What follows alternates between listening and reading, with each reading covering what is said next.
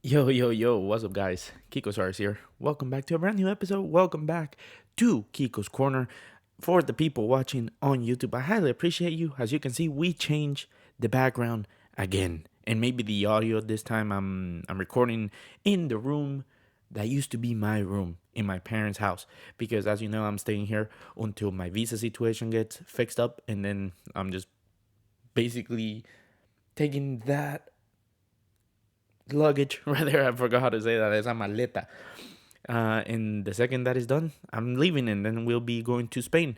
But yeah, just want to record here today because the office, the one where I recorded the other podcast and the other video, there's no light in there, like legit. Either it's one of these lamps or something like that, and I didn't want to use it right now. It's 9:56 p.m. as we speak, and I was like, you know what?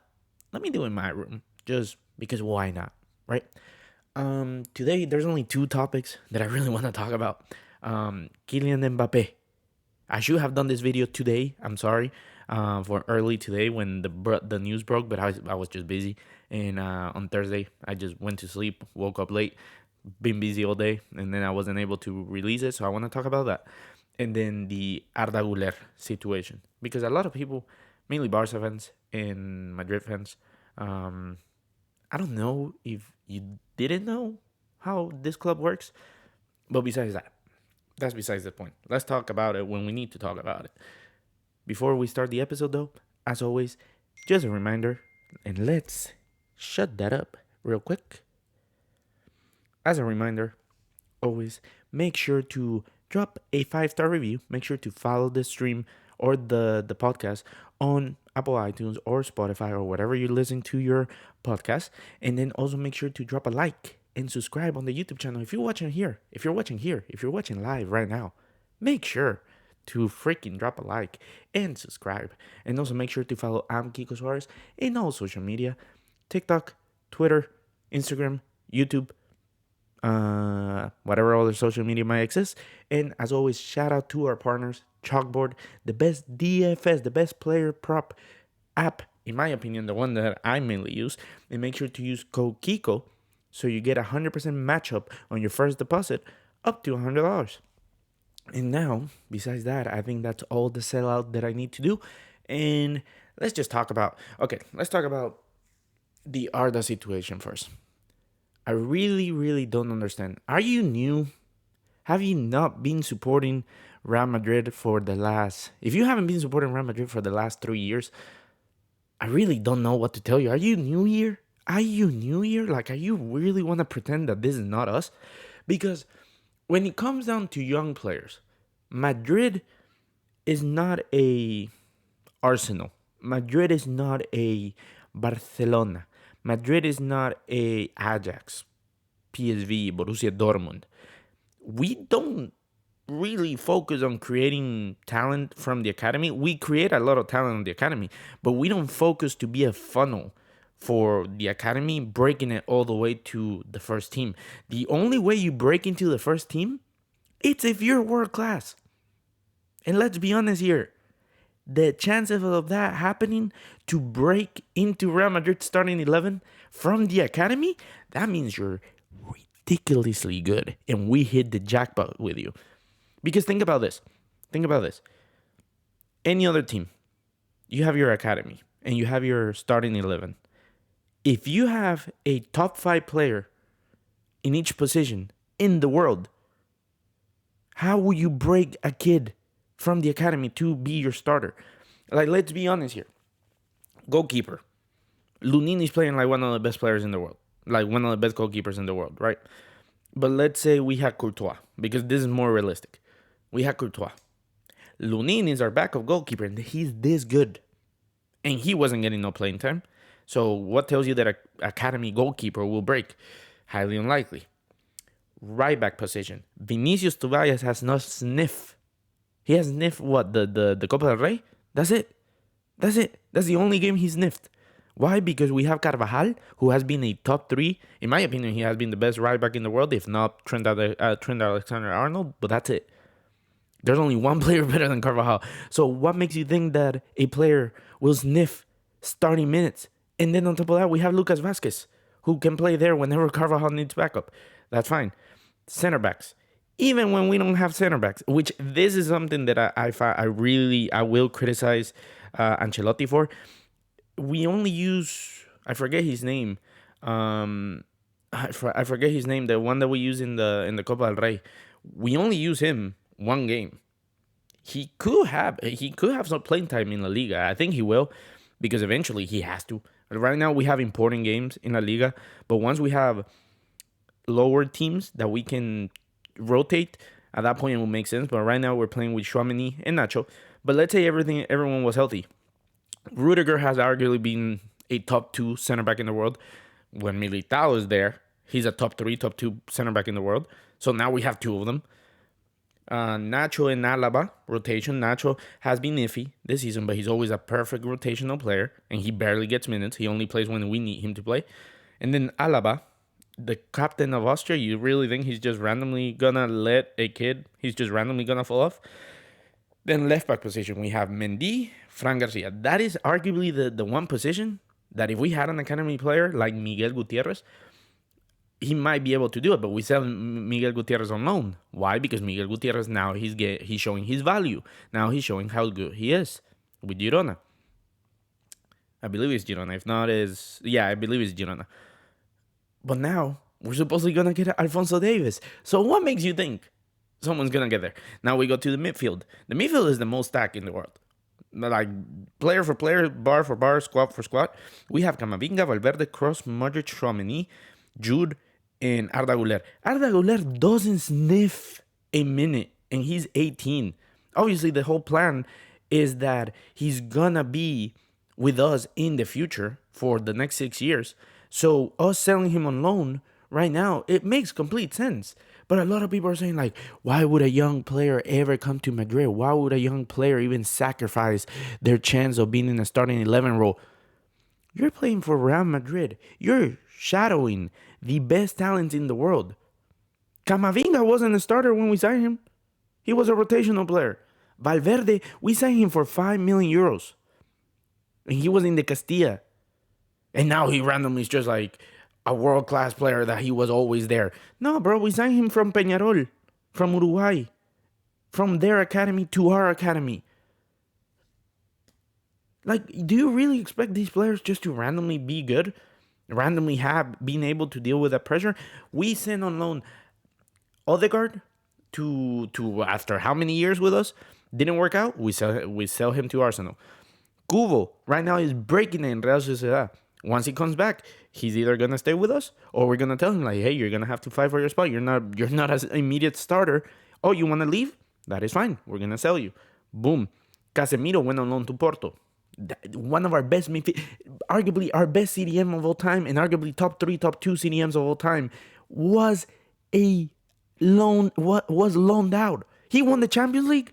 He wasn't a starter, but he won the Champions League in his first season with Madrid. Left, we don't win, comes back and wins the 3-peat. For 4 seasons with Real Madrid, Casemiro didn't know what not winning the Champions League was. Do you understand how mad that is? And we send him on loan. Odegaard, I already mentioned him. Arribas is on loan right now. Antonio Blanco is on loan right now. Or I think we sold him. Miguel Gutierrez. We sold him again from the left back position, but we get first rejection. What does that mean? That if he was to come to us, or if Girona wanted to sell him, they have to come to us and be like, hey, Atletico Madrid wants to buy Miguel Gutierrez. Okay, Real Madrid, do you want to buy him or not? Because if we decide to buy him back, we only have to pay 8 million for him. Meanwhile, every other team has to pay the full price. But if we say like, no, we'll buy him back for 8 million, we get him back, we either keep him or we can be just like, hey, we know you guys wanted to buy him. You want him? Because you can have him. We'll take the 40 million. Now we make profit. Cool. Now, up front, Vinicius and Rodrigo got from Brazil. Didn't start immediately. They were in the Castilla. Endrick, for the love of God, people. Endrick will not start. Endrick will not be a rotational player. Endrick will get some minutes here and there. And then after that, he will probably get loaned out get acclimated with Europe, get a lot of playing time. And of course, I don't want to bring up Mbappe because that's the next topic. But by the time Mbappe is 30, guess what? Endrick is going to be 22. Let me repeat that for the people in the back. When Mbappe is 30, Endrick is going to be 22. We got the Mbappe replacement before we even got Mbappe. Like, come on, bro. Come on, what do you want us to do? What do you want us to do? These players need playing time, but there's only 11 spots on the field, and we need to win a lot. We only lost 2 games this season, and they're both being against Atletico Madrid. Like, come on. Let's be honest here. Let's keep it a buck. You guys know we need to be consistent, and we're projected to do a lot. Win at least, what? At this point, we're winning La Liga.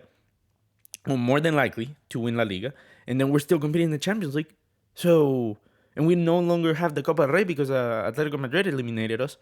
So unless we get an easy game, which I doubt it because we struggle against Almeria, we struggle against Leipzig just now in the Champions League, we struggle against Granada recently. Did we struggle against Granada? Am I waffling?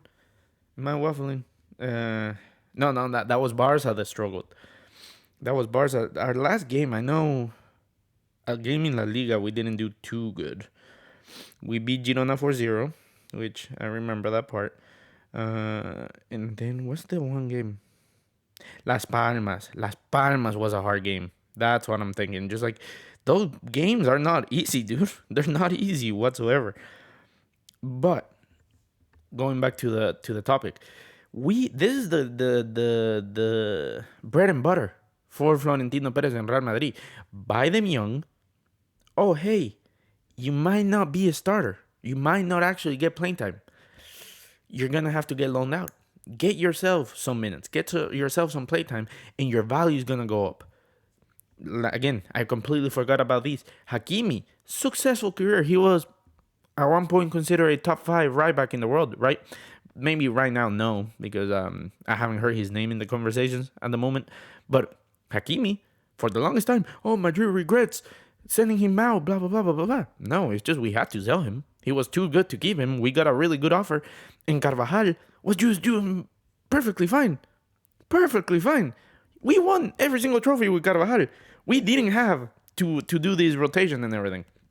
And then Lucas Vazquez, we bought him like at 24. So it's not like he hasn't been here for a while. He has been good for a while. Theo Hernandez. Again, another one just like, the Real Madrid wishes they never loaned out Theo Hernandez. They wish they never sold him. No, we're fine. We're fine. It's just, it wasn't the time.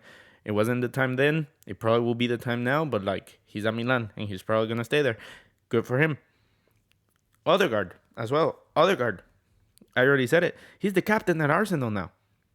He was supposed to be our superstar. I have a shirt. I have a jersey with his name. It is what it is. It happens.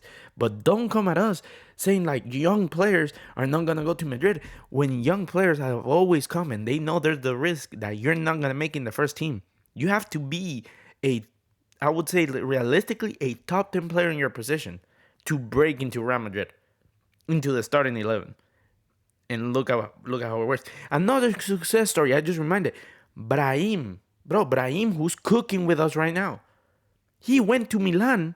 I'm already on record saying that I apologize because Brahim has been a lot better than I expected. I thought he was just gonna be the Asensio role, which is pretty much just the Asensio role of being a impact player from the bench. And when he got play time as a starter, I was like, just like Asensio, he's probably not gonna do much, and then just score a banger and that's it. Brahim, besides just scoring, he is aggressive at all times, and that is something good to break the lines and everything. But that's another success story. So we have multiple success stories. It's just you need the time, and these players are young, bro. Arda Guler is young. He's gonna be, if we send him on loan next season, he's gonna be 18 turning 19 because he just turned 18, and then when he comes back, he's gonna be 19 turning 20. He's going to be 20 years old. We loaned him out again. He's going to be 30, turning 21. We sent him on loan again. 21, turning 22. Do you remember what I said? By the time that Mbappe is 30, Endrick is going to be 22. Bro, the midfield is already going to be like 28, 29, so he can become a rotational player. No problem, because he's gonna be a true man. He's gonna be an adult that can play in the La Liga and in important games. And then the players are gonna start getting older, and he's gonna start getting more starting positions. And then he's gonna be the starter with Hendrick, probably. And we're gonna buy no players, and at that point we don't know who's gonna be who. But that's how it works at Madrid. That's legitimately how it works at Madrid. So is loaning Arda Guler the good thing? Yes. Is it gonna work out? Time will tell. Because that's what happened with Odegaard. I had so much stock on Odegaard, and it didn't plan out in Madrid, but now it's working out at Arsenal. But let me know in the comments what you guys think about Arda Guler possibly going to some other team on loan. Now we move to the other topic of the video, or to the other topic of this podcast. Arguably the biggest news of February and probably for 2024. Kylian Mbappe, let's say 70% done with Madrid. I always said, until we don't see the comunicado oficial, until we don't see the here we go, until we don't see a comunicado oficial, anything like that directly from Real Madrid, Mbappe, Fabrizio Romano, or PSG. If I don't see it, I don't trust it. If I don't see it, I don't believe it. And you should do the same, because that way you stay mentally healthy. You stay not depressed. Because believe me, it's been what? The first rejection all the way back in 2017 when he was at Monaco and he rejected us to go to PSG. I don't blame him, because at that time you're talking about he was a kid. He's 24, I think. He just turned 24 or 25, if one of the two. But think about this. Mbappe, I just want to make sure. I just want to check his age. Kylian Mbappe is 25. So I was right. 25. He just turned it in December. So at the time, he was a kid. Hey, do you want to go to Real Madrid and go through the whole process with Arda Guler, Casemiro, and everything, the young players? You're probably not going to start straight away, but you're going to play with Ronaldo. I think he would have been I think he would have signed with Ronaldo and Zidane at the time. So he could have been like, you're going to be coached by Zidane. You're going to be playing under the shadow of Ronaldo. You can learn from him. You can learn from Bale, Benzema, Toni Kroos, Modric, and all of them.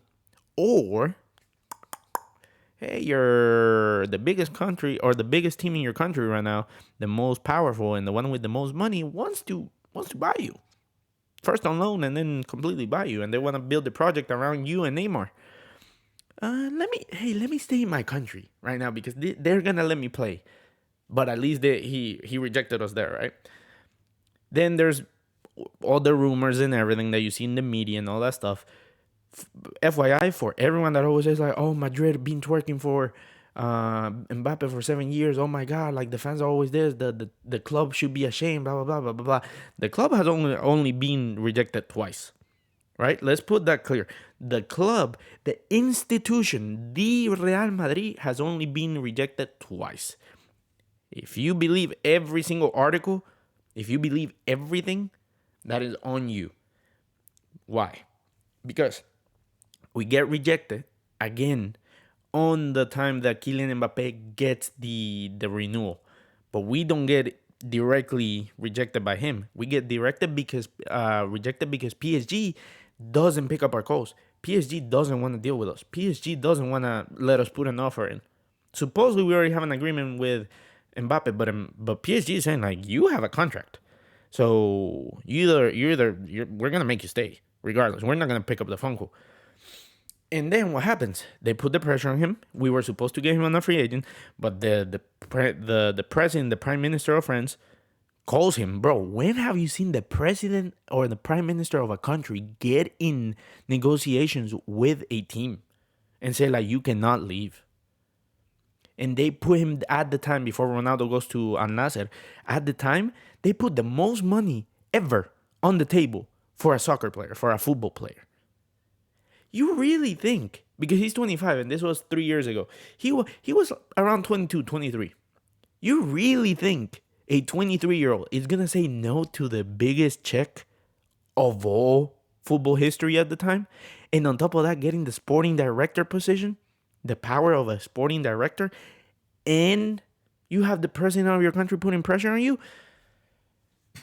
Do I blame him? No, because you don't know what those conversations were like. You don't know how that feels. But again, he rejected us. That's the second time. Then, last season, he didn't reject us, but I'm bringing last season because of this reason.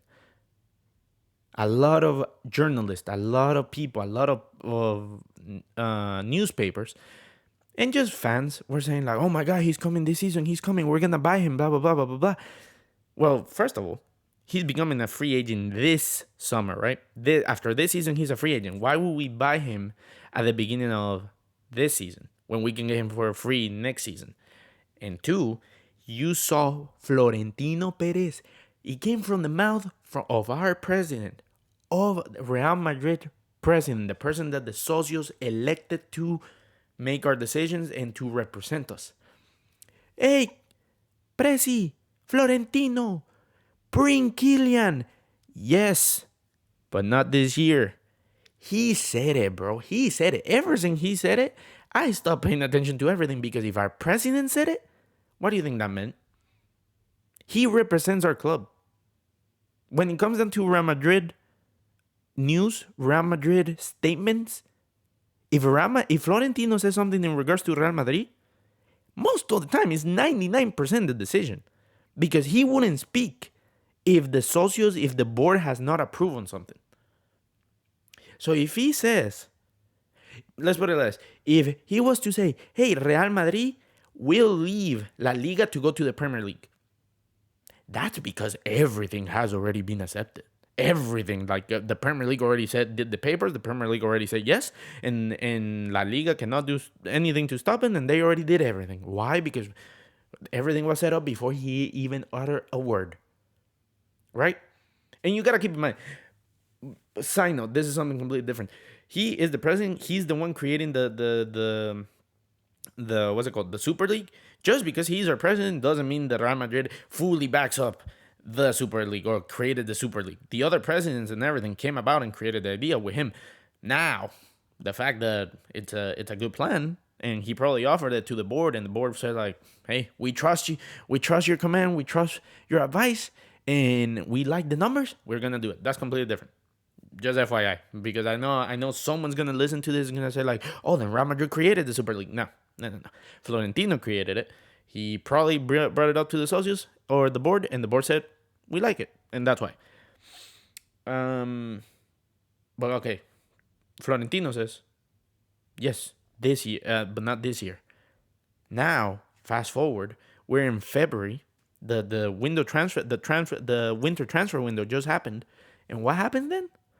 Oh, Kylian has officially communicated to PSG, "Hey, I'm not renewing. Please stop sending me contracts. I am leaving at the end of the season. I already made my decision." That is huge because I saw a lot of people on social media saying like, "I already seen this news. We already been told this before. He already has done this. We already saw these articles."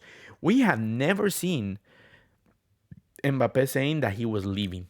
He said, "I'm not gonna renew." He's saying, "I'm not interested in renewing." He's saying, but some people were tagging me. I'm like, "Kiko, but like he said this back in last year." Do you know what article was this?